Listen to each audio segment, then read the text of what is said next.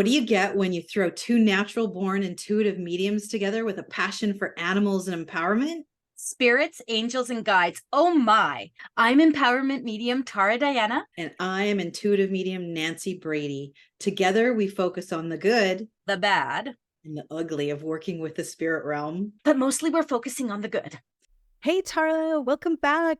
For everyone listening, I am Nancy Christine Brady, intuitive medium, and I'm here with the lovely and talented. Talented, thank you very much. Tara Diana, empowerment medium extraordinaire, apparently. I'm talented. I love that. Yeah. That you are. Well, thank you very much. It's good to be talented. It's good to be talented. I don't know if it's a talent or it's just the fact that you and I are open. Do you know what I mean? Yeah. Honestly, I don't call this a gift. You don't call it a gift. But I truly feel it's just our personality and our belief structure that allows us to do this work. But you're making me laugh so hard right now. The love talented. I'm like, whoa, thank you. Thank you very much. You're very welcome. We're very talented. So today we're going to be talking about burnout and energetic hygiene. Yes. This is a topic I think that people in the audience that aren't practitioners may not understand from where we're going to come from with it personally, as practitioners ourselves.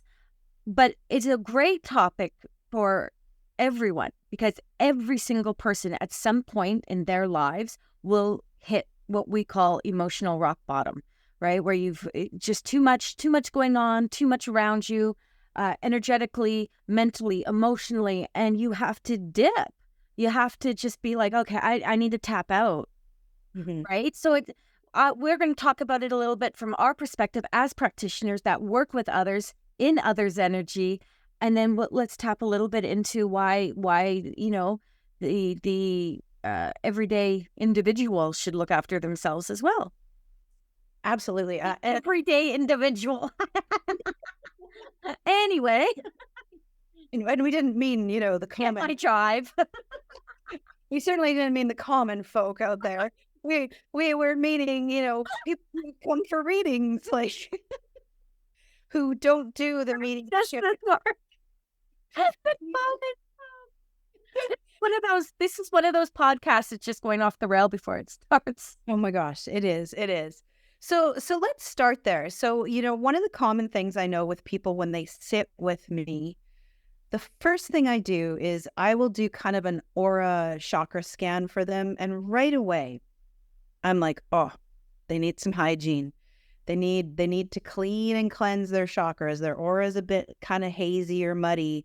They've maybe lost a bit. We can talk about soul retrieval maybe a little bit. But I find for like the average person who doesn't practice like we do every day, sitting in a quick meditation, doing some chakra work and rebalancing all your energetic centers. For those of you listening, that we have a multitude of chakra centers, but there's 7 people traditionally look after. And those are our emotional batteries. And so we have to cleanse those sometimes a few times a day.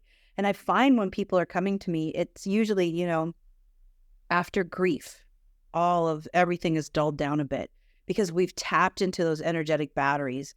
Or let's say you've had a big thing of stress, or you've had a massive, even people who go out and do physical exertion, I find, like say they just did a huge, massive marathon, can practice that and bring their own energy back to them and send some of that energy back to other people. So cord cutting, energy work like that. Let's talk about it. Okay. Well, here is the most fundamental thing about energy work. It's that it's not done. That most people, let's be full on and honest, one, don't understand it. They understand they feel crappy. They understand that, something's off, but they don't really do anything to look after it. Now, people are going to come back at us and be like, wait a minute, I go and do this, and I go and do that. We're not talking about everyone. We're talking about a lot of people. And you interrupt you really quickly, because when you said it's not done, my brain right away went to, well, of course it's not. It's a lifelong thing we have to do. I wasn't even going to where your brain was about practicing of it. So interesting. Keep going. Well, and that's the key thing. So we are so used to being as humans sitting in whatever energy we in, and life is so busy. And let's take it from that aspect for just a second. Our humanness is so busy. We have to have a roof over our head. We have to have food in our tummies. We have to look after. I mean, at our age, you could be looking after our parents and still looking after our children. We're kind of in that state of like both still, right? So we're in that space where sometimes it's really hard to go to work every day, to feed, look after everyone, do everything, run the dog, blah, blah, blah, and then come home and really want to do any kind of energy work or any kind of work on ourselves at all. The gym, it's April now. How many people still got their gym membership going? It's hard, right? Even I, Nancy, honestly, even I thought, okay, I'm not going to go to the gym tomorrow morning. I'm going to catch up on everything. If I can squeeze it in tomorrow night, yay. Bummer, but that's what we do. We're always trying to catch up. And I love, love, love the people who are like, oh no, I'm good. I know how to do it. I sit down with a cup of coffee and a book. But are you really working on what's going on? And I say this because burnout comes in many, many, many different ways. Grieving can just deplete you, and you're trying so hard to put on a big facade and I'm okay. And then everyone sees you as okay. So now no one's in that space. Or work is so stressful. Running the kids to every single class and soccer and dance and all these things. It's really hard to sit down and say, okay, I want to focus on, what's bothering me. Is it my crown chakra? Is it my third eye? Is it my solar plexus? 9 times out of 10, it's going to be your root, your sacral, and your solar plexus. I guarantee you. 9 times out of 10, those very human chakras are going to be the ones that you need to focus on. But how do you focus on them? If you don't know how to do it, you're not going to do it. Mm-hmm. I feel like I'm rambling. Say something, girl. Well, I feel that you've hit that mark. We hear this phrase all the time. We are a soul living a human experience. So of course those lower chakras are going to be the ones that are kind of knocked out of alignment. Let's and we have a ton of things that we do as teachers to teach people to come back to center, and we could recommend a few books around this. But I also want to bring in the average practitioner, and whether it be an energy healer, a psychic, or a medium, and their energy burnout, because I feel that this is also equally important. And misunderstood. Yes. I know when I first started out and I started doing a lot of practice readings, and I did hundreds and hundreds of free readings and practice readings. But the mentor I had at the time did not teach me how to release after I had done the readings. And I know you're frowning. We're going to have a whole episode on Tara triggers. I'm just going to say. But, I ate a lot of hamburgers. I intuitively grounded until I learned other ways to release that energy. And I can tell you guys, anyone listening, one of my favorite things is you go put your hands on a tree. You get a fallen cedar branch, you can brush yourself, you can cleanse your energy this way. But until you've learned how to do it, but actually do it, you can still carry it around. Like when you're done a reading, you have to release the energy of that, and you have to recharge and refill your own cup. And just to put it out there, your space as well. So your healing, your reading room, that all needs to be cleared. And if you're reading or working from your home, you owe it to your family to make sure you do that. Yes. Every person that comes into my home, when they walk through the door, they leave everything outside. I've set an intention. So when they walk through my door, all their baggage, they can come in here and talk to me about stuff, but all that energy that's negative gets left at the door. And when they leave, when they walk back through, they leave with a healing, a blessing of positive movement forward, love and light. Now, I don't get that unless I do it for myself. Mm-hmm. When I walk through that door, it's not the same intention. For me, it has to be very purposeful because I'm constantly in everyone's energy. Nancy works a muggle job in everyone's energy. Then she comes home and works this job and in everyone's energy. And it depletes you. But I want to talk specifically about mediums, energy practitioners, intuitives that do this work. We are natural empaths. So what I mean by that is the people who do this type of work and do it authentically to be of service, I'm saying this with intention, and to be of service literally have this need within them to make people feel better. Mm-hmm. You agree? I agree. And I want you, just for the new listeners out there, to give a quick definition of empath. You want me to do it? Yeah. Oh, damn. Okay. An empath to me is someone that vibrates at such a high level that their ability to feel other people's emotions and vibrations is higher than the average person. So everyone has some sort of empathy in them. You've heard people say, my empathy towards this. Everyone has some of that in that. Some of us are a little bit out of control with it. There was always, Mike always says to me, I'm his wife who cries when a leaf drops off a tree. I've got it a bit more under control than that now. I have, remember when that Haitian earthquake happened? Yeah. I was in the gym riding a bike, watching World Vision and trying to think of a way, bawling, trying to think of a way of how we can adopt Haitian children, convince Mike to draw. That's me. I'm over the top. I couldn't watch the Sarah McLachlan videos, our SPCA videos. Oh my God, no. So an empath to me is someone that picks up other people's vibrations and other people's emotions at a level that is consuming. That's a great definition. Myself, I'm a very physical empath. So when people sit in front of me, I'm not a medical intuitive, but I can physically pick up on, is your hip feeling off? Is your, and I will feel when I'm doing readings from, let's say, someone who has passed from a heart attack, I will feel that physically. Yeah, I did that. So there's different types of empaths, and there's all sorts of books we can get people onto.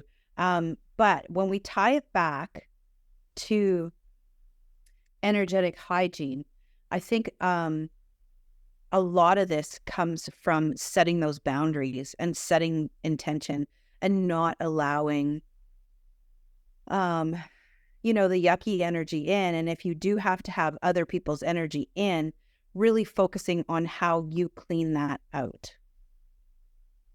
There's an expectation too, I find, with clients or even just people like, at the spiritualist church, people will see me and they'll be so excited to see me, maybe just because I'm a wonderful person or a great personality. That's what I like to think. But most of the time it's because they think I'm going to heal them. They're going to come and they're going to give to me because I'm of service, and they're going to give me all their woes and all their feelings and all of this stuff. And again, being where I am in my personal life right now, there's a lot of people that want to come to me about their losses. And they feel now, because I have joined that one group you don't want to join, they want to come and they want to share their anger at what happened to them or their loved one. And they want to share their emotions and their sadness. And, I'll hold you up if you hold me up, kind of thing. Well, the issue with that is that I give more than they give. Mm-hmm. So now I am trying to heal them when I should be focused on healing myself. Which leads to burnout. Absolute, utter. And Nancy can attest to this. This is the week I've hit rock bottom. This is the week where I was like, I don't know if I can do all of this. Right? And there's only a select few people that you can really embrace with this as a medium yourself. So the Nancys, and the people who know. But there comes a place where I have to be able to say, without feeling guilt, as a practitioner being of service, because it comes back to, Nancy, people are like, well, you should just be doing this for free. If this is your gift, and it's not, everyone can do this work. Should they? No, but everyone can do this work. So it's not a gift. Mm-hmm. It might be a talent, though. She's not wrong. I don't necessarily see it as a talent, but it might be a talent because we can raise ourselves to that higher vibration. But if we don't look after ourselves, the amount of stuff that comes back at us, Nancy, you got to know this from people and their animals, because our fur babies are like just as close to us as our children. So, I mean, and you being an animal communicator on both sides of the realms, right? You get people who are like, fix my dog, fix my ferret, tell me what my goldfish is doing, right? Mm-hmm. You've got these people who are desperate. They want to give their animal, their fur baby, the best. And then the ones on the other side, did I do right by them? And it's an emotional roller coaster. And you said, we got to learn how to look after ourselves as practitioners.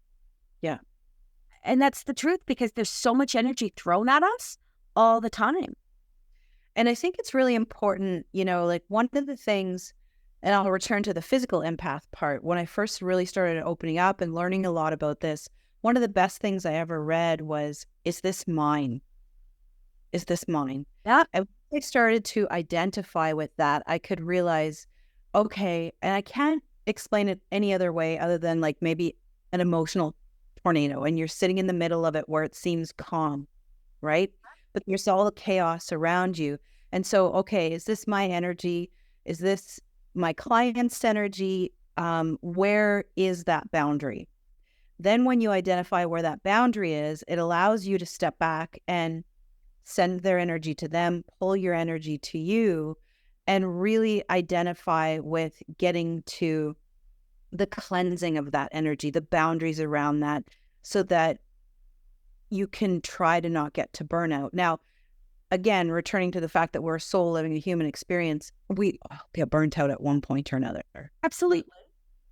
I know when I lost my father, it was the same sort of thing. I had not one more ounce of anything to give to anyone, because I was grieving just as deeply as the lady who I read for who was grieving her dog, or the woman I read for who was grieving her brother. Like, you grieve as a medium just as deeply, even though you can speak with them, you can see them, you can still communicate. You're physically missing that human body, right? Their humanist experience. Exactly. And so, when we talk about that, I do find it interesting, and I'd love for people to sort of write in and tell us their 2 cents on what they do for energetic hygiene and how they set certain boundaries. For myself, I really like to, because I do tend to work in a little bit of the corporate world in my muggle job, I time block stuff, right? So I set boundaries by time. I use time to create boundaries, right? I'm going to do my spiritual work here. I'm going to do this here. And you try to not let some of the gray get in, if that makes any sense. And it helped bring sanity back to myself, because what I was doing, I was burning out. I was doing my muggle job, and at night, 5 days a week, I was doing spiritual stuff, and then I was doing readings on Saturday and Sunday, and I went, my God, where's the time for myself? And then once you get to that burnout point, it's harder to come back because you take longer to heal, right? Yeah. Well, it's funny. I really loathe, I have a very, very mind that just never quits. So I'm always trying to do something and more. And it's interesting to me, because the more I get into the business aspect of my spiritual work, the more I'm setting up other people for success, the more I'm, drawing, clients to other practitioners and all this stuff. The more I'm doing that, the more I'm finding that I'm good at what I do, and I don't love the business aspect of it. So I'm really trying to train my people to do that for me, so I can focus on what I love to do. That is what is part of the grieving process for me, is burning me out. For sure it is, because I feel like it's such a roller coaster. There can be a full week where I'm like, okay, I'm okay. I'm not good. I'm not healed. I'm not any of that, but I'm okay. I'm coping. And then there can be a week like last week where there's too much on my plate for all the things I could do before. I can't focus like that now. So when I have, my assistants going, well, so-and-so wants this time slot for a summit and blah, and then over here, someone's saying to me, well, can you help me do this event over here? And I'm like, and I used to be able to do all of that. And now what I want to do is let someone else do it, and I'll pay them. And that's okay because that's your boundary, right? That's you setting that boundary up. And I know, with one of the visuals I always use, there's two visuals in my readings. And then one of them is, when you're on a plane, you have to put that oxygen mask on yourself first before you help anyone else. But the other one is, imagine like a sink in the bathroom. And if we let a little bit of water out each day and we're not filling that back up, eventually the basin becomes empty. Mm. And, it's one of those things that suddenly, or it overflows to the point of triggering that burnout, right? And I know exactly what you're talking about because I've been there, and it's like, okay, I got nothing left to give. Like I there's just too much on my plate, and then I just went to the point of I'm just going to shut down, and that's sometimes hard to come back from. But I mean, I think if there's any advice I'm giving to any of the listeners out there, it would be stop. Just stop and take time, right? Stop, close the door, go into, just create time just for you, and then figure out what it is that fills that cup for you, right? Like Tara's very kinetic and needs to be moving and thinking and stuff. So I really feel like locking yourself in a room is not your great place to go. Unless I have TikTok. Unless you have TikTok, but I'm thinking a walk with the dogs is better, Yeah, so. and that's all the stuff I love. And Nancy, that brings up a really, really good point. One of the things I love, love, love is the gym. I love hiking. I love that. I love the gym. And what is the first thing I take out of my day so I can do all the business I have to do is I take the gym out of my day, like I said earlier. And I've been sitting here thinking about all this stuff and what tips can we give? And I just feel like, you've got to find that one thing. If it's breath work, do the breath work out in the woods. Well, safely, just do the breath work out in the woods or on the beach or in your backyard. When my patio gets set up, I have this really strong feeling that the dogs and I are going to spend a lot of time out there just rejuvenating because it's easy for me to move back in here. But breath is so important because that shifts energy. Learn how to shift your chakras yourself. Like Nancy said at the beginning, I teach chakras in every mentorship program I do. If you want to mentor with me, you're going to learn the chakras. And I remember that one lovely lady I had, and she ended up being a healer, which just made me laugh out loud. She fought me on the chakras. She wanted to go right into mediumship.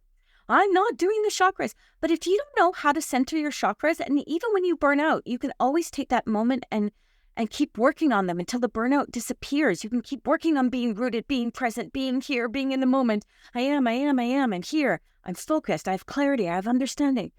Okay, I have focus. I have clarity. I have understanding. Years ago, before I started doing the beautiful fake eyelash thing that I do, these aren't real, babies. These aren't real. Is I used to actually put my face in not ice cold water. I'm not about that. Don't come at me about the cold water thing because I don't want to have a heart attack. I would put my face in water and it would be refreshing. I don't do that anymore because my eyelashes will fall off, but I can spritz myself. But you know what I mean? Go to water. Water helps with mental and emotional. There's so many different ways you can do it. And we would be happy to give you a list of what Nancy and I do or what we know. Nancy, you keep talking about books that you can give to people. I don't have no books, girl. I haven't written anything yet. Not a girl. Yeah, and what I'll do is I'll compile a bunch after this podcast and we can throw them below. Like I think there's one, I think her name's Anna David Judith. I have to look her name up. I'm so sorry, everyone listening. But I think it's called Energy Wheels or Energy Centers. She's kind of the founder of chakra work. We can throw all this in the comments. Different stuff like Nancy, that. I think you should tell people what you do. I think we should not worry about all the other people. They can look about. I think you should tell them because you're very, very good at doing the work, girl. So I think this is true. But I also like to give resources because for me, my passion is I really like to give. If there's someone sitting out there and they're not in a financial place to book a reading with us, to book mentorship or whatever, I really like to empower people to sort of learn on their own. And yeah, we'll talk about us and the work we do as well.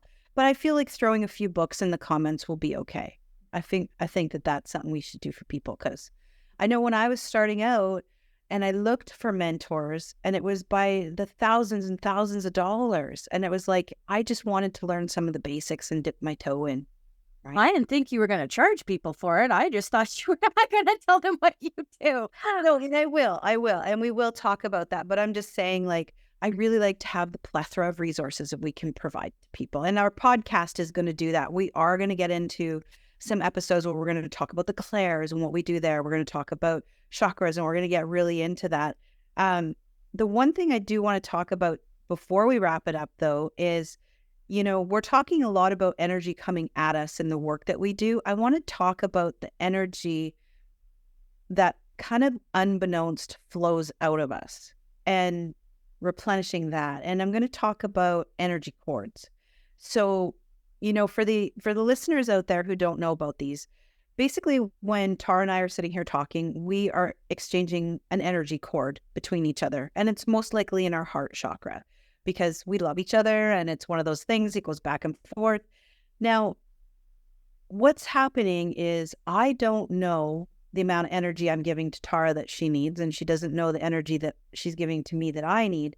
But imagine it kind of like a two-way road, right? And so this energy is going back and forth, back and forth. At the end of this, I want to send Tara's energy back to her with love and light, so that she gets replenished, recharged, rejuvenated. And I want to pull my energy back to me so I get replenished, recharged, and rejuvenated. It doesn't mean we are breaking up as best friends. It doesn't mean any of that stuff. It just means that she's going to allow herself to focus from her full place energy, and I'm going to allow myself to focus from my full place energy. Now, we do this with our pets. We do this with our spouses. We do this with all of our friends. We do this with the stranger we see at the bus stop and say hello to. So one of the energetic practices I really want to leave people with is to just sit in your energy and think about every single person that you've interacted with for the day, and pull all your energy back and have that rest on the outside of your aura. And then send their energy back to them with love and light. And then have that energy that's sort of tingling around the outside of your aura get cleansed as it comes in your aura and goes back into all of your chakras. And it's such a simple, simple exercise.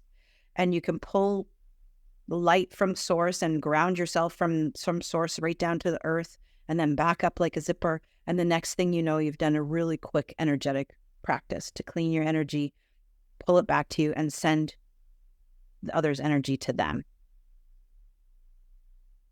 Nice. Yeah. That's an excellent way to do it. Easy peasy. Yeah.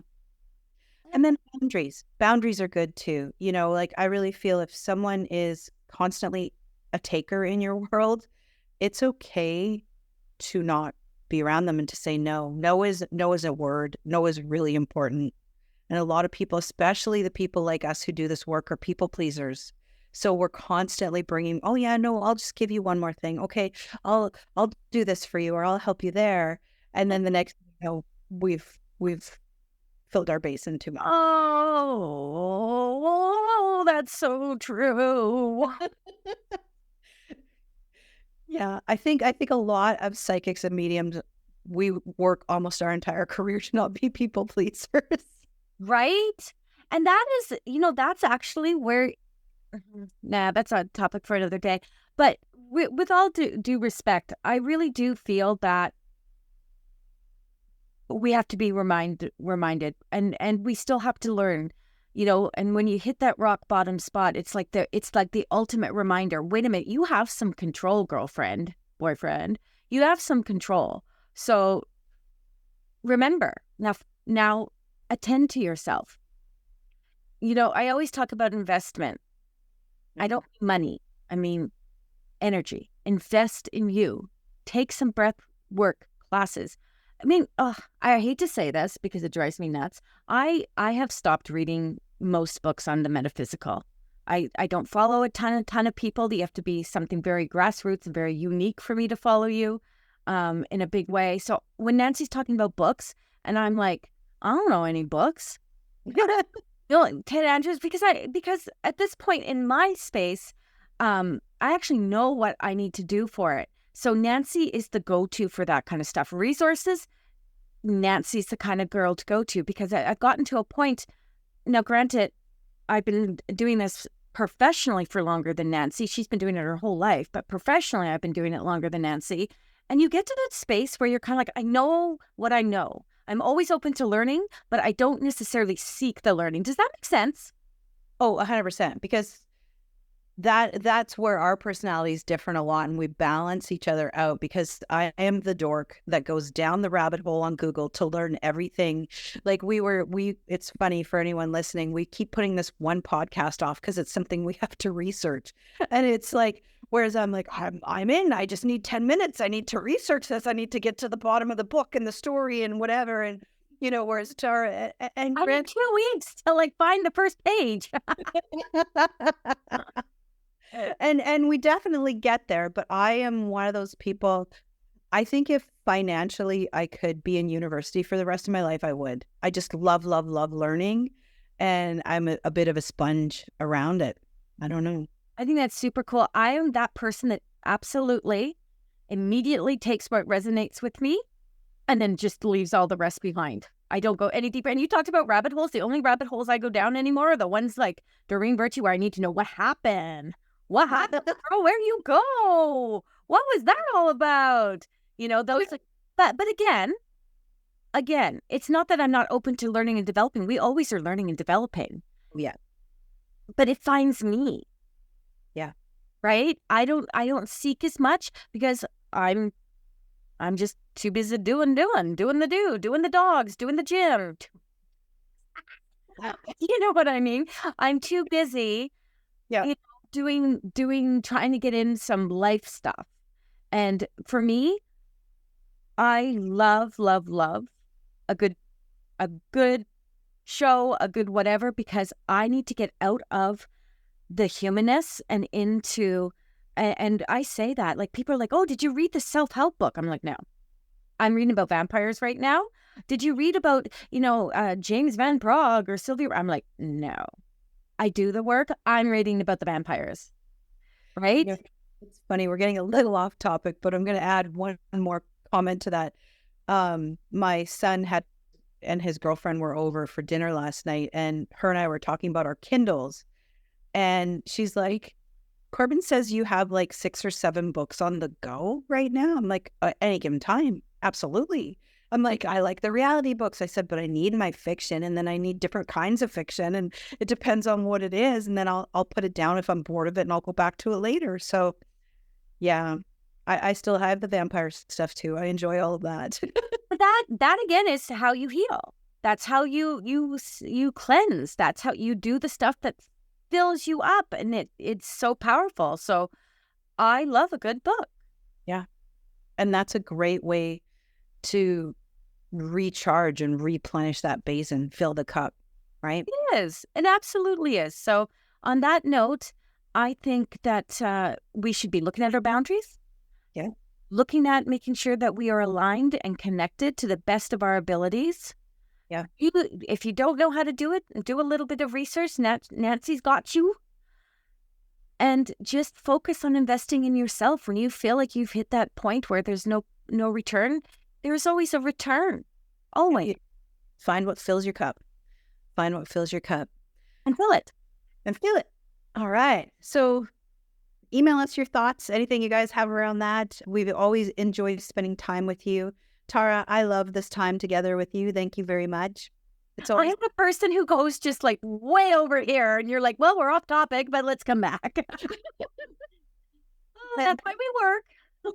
That's why we're good banter. I actually had someone say that to me. I really enjoy the way you two go at each other. I'm like, oh, okay, good. I had someone actually say to me they were binge watching us. I was like, oh, really? Thank you. Thank you so much. Or binge listening or whatever. You can watch us on our YouTube channel. So we do put these up on our YouTube channels if you want to see our expressions or, whatever. My nails for the week, you can always go and watch it. Okay, Nancy. Goodbye. Yes, thanks everyone. Till next time. I was waving.